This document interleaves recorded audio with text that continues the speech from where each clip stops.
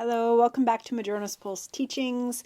I am Iris, and it is already time for our astrology of the week ahead. Now, this is going to see us straight into our Gemini Full Moon, which is on December 15th, on the same day that Mercury stations direct. So a lot of this week is actually about us building into that full moon. I am going to talk about the full moon because it's part of this week's astro forecast. I'll also put another video up that's really just about the full moon in a more focused way at another time. But let's start with how we come into this week. Now, we're coming into this week after two pretty big rhythm changes in our previous week over the weekend, which is that Mars station retrograde at 6 degrees of Leo, and that Neptune station direct at 27 degrees of Pisces. And that Neptune is going to be talking to our full moon on the 15th. So we're still starting this week out, coming out of, especially that Neptune stationing direct. That can really be felt, especially by sensitive spiritual folks such as yourself. So we're still coming out of, these major rhythm changes. So just knowing that you're coming into the week and you might be a little out of it, you might be a little tired, especially because the Mars retrograde is quite strong for our drive. And we have just been sent into a whole cycle of stepping back with our drive. And I have a whole video on that Mars retrograde, which I'll link below because it is a very important transit for us to work with. But so this week, just knowing that we're going to start the week out, coming out of these major rhythm shifts, you might be feeling it.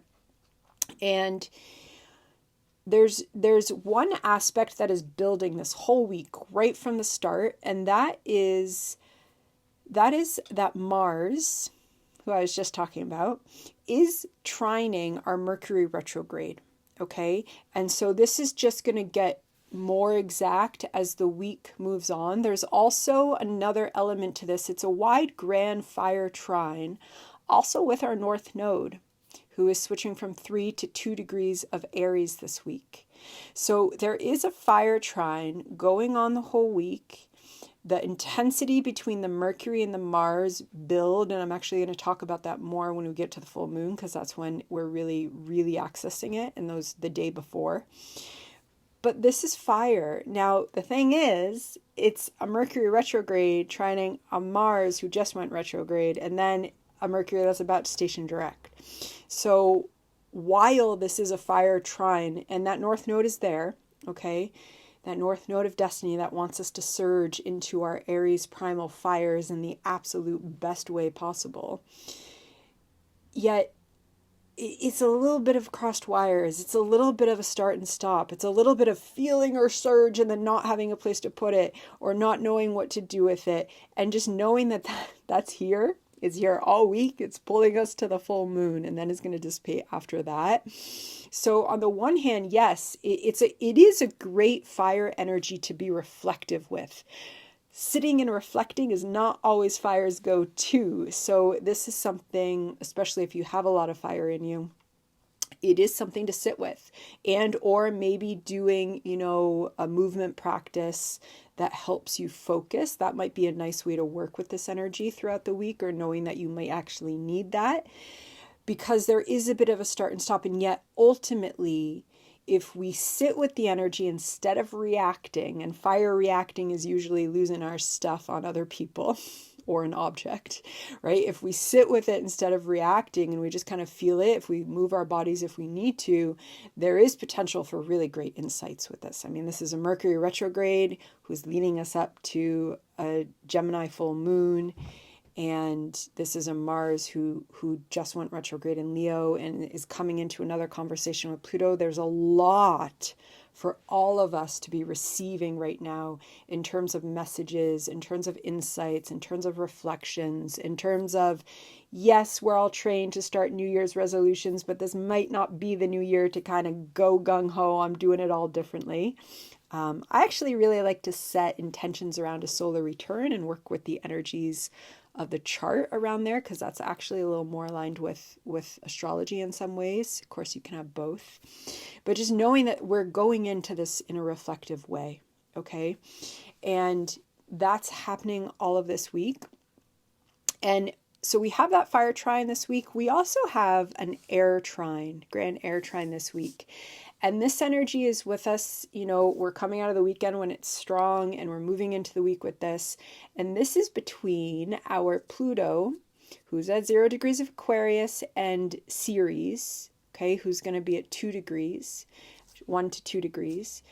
And they are trining Sedna, who's at the very beginning of Gemini. And they're also trining that south node, who's going to be at 2 degrees of Libra.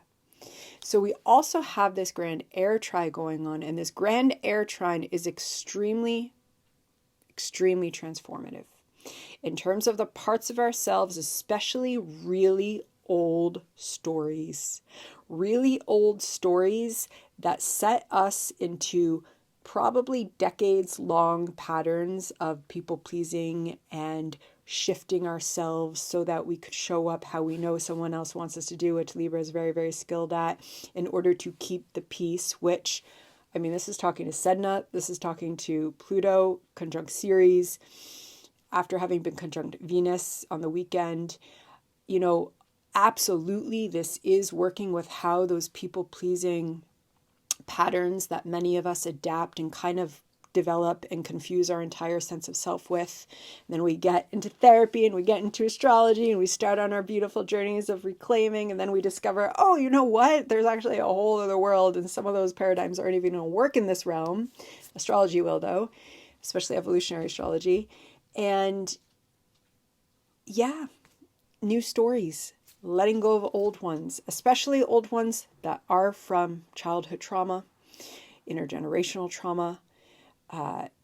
That is absolutely some of the energy that is present with this grand trine in air, and it is carrying us through the week. Okay, so knowing that that's here, especially if some of that stuff is coming up, but if it's coming up, it is so it can be released.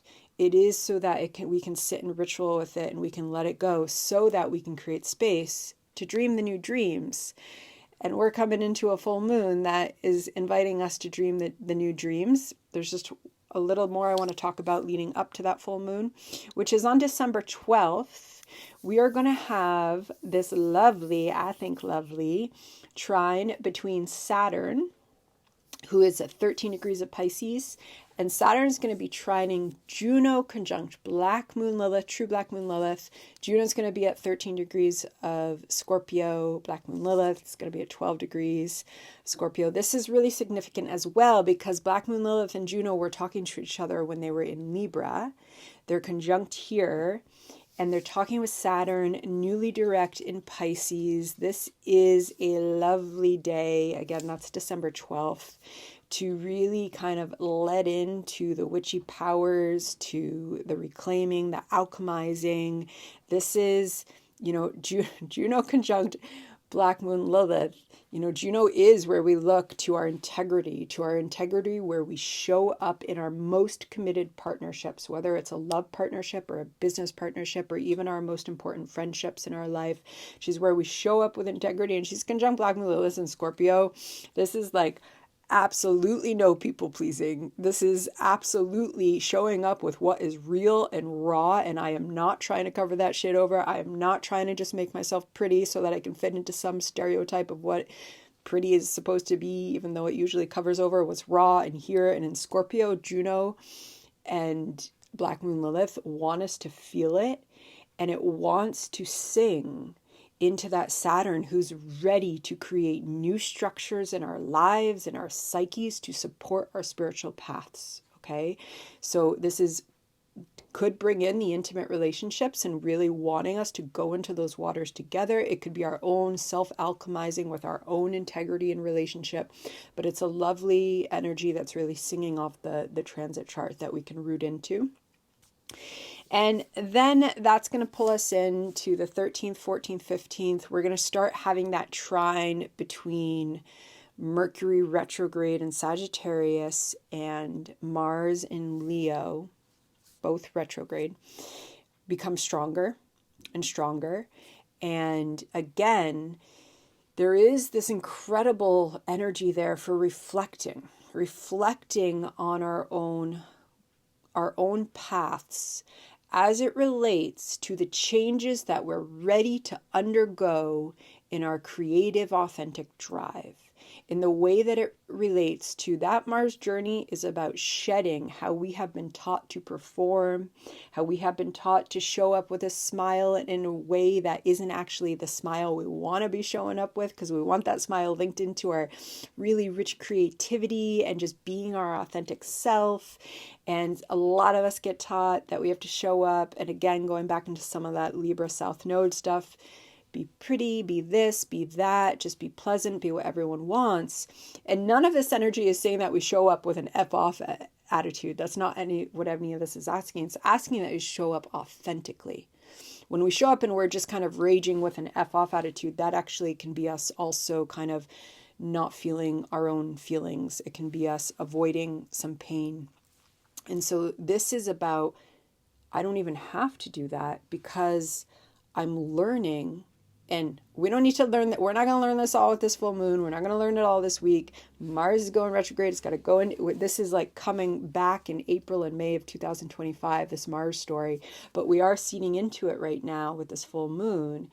And we are inviting those kind of sheddings and the insights, the illuminations at this full moon around, okay, I am ready to stop performing this way because there is this authentic pulse in my being, and I can feel it, and I just can't shut it off anymore. I can't push it down. And so we're leading into this full moon with that trine between Mars and Mercury, and of course that North Node in Aries is part of that story as well, just helping us. Okay. And then we come into our full moon.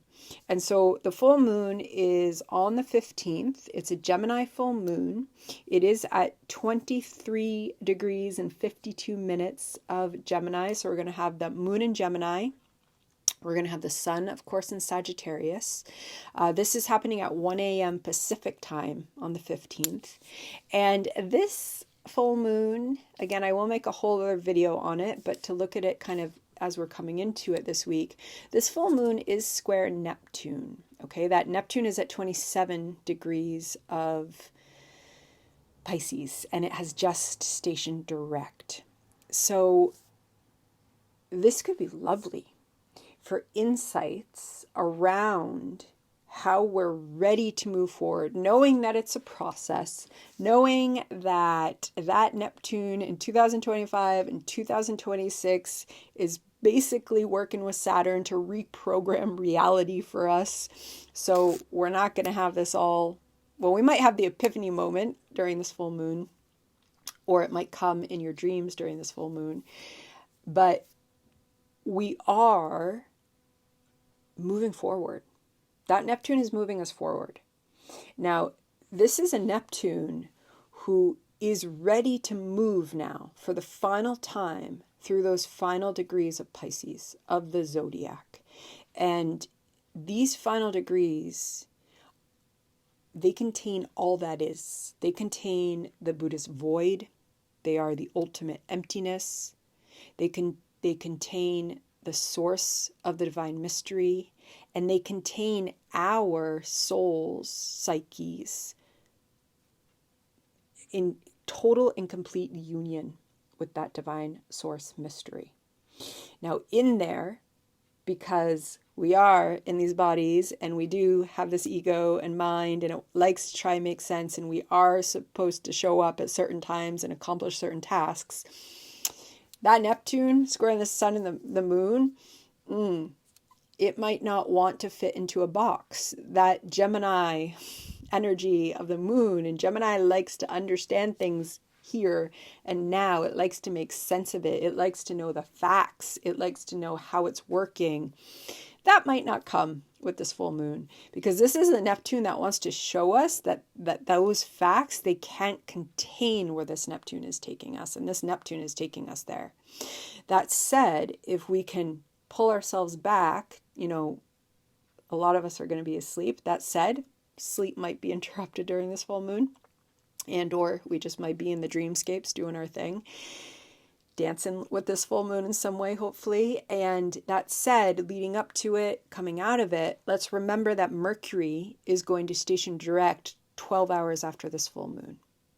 So we know that as we're entering into Mercury stationing and changing directions, that is usually kind of the most intense period of why can I just not connect? Why can I just not figure out what this is saying to me? Why can I just not get this page to load? Why can I not have a conversation with someone I love and have it go in a way that we both know we want it to, but it is not going that way? That's usually the most intense before and after, Mercury is preparing to station. So the fact that that is happening during a full moon, this could be heightened. This could be heightened. There could be an intensity. And if we're feeling that, there is absolutely nothing here that supports getting in arguments, that supports trying to figure it out. We want to pull back because we do want to recognize that there is other ways of being, other ways of knowing. That's Neptune.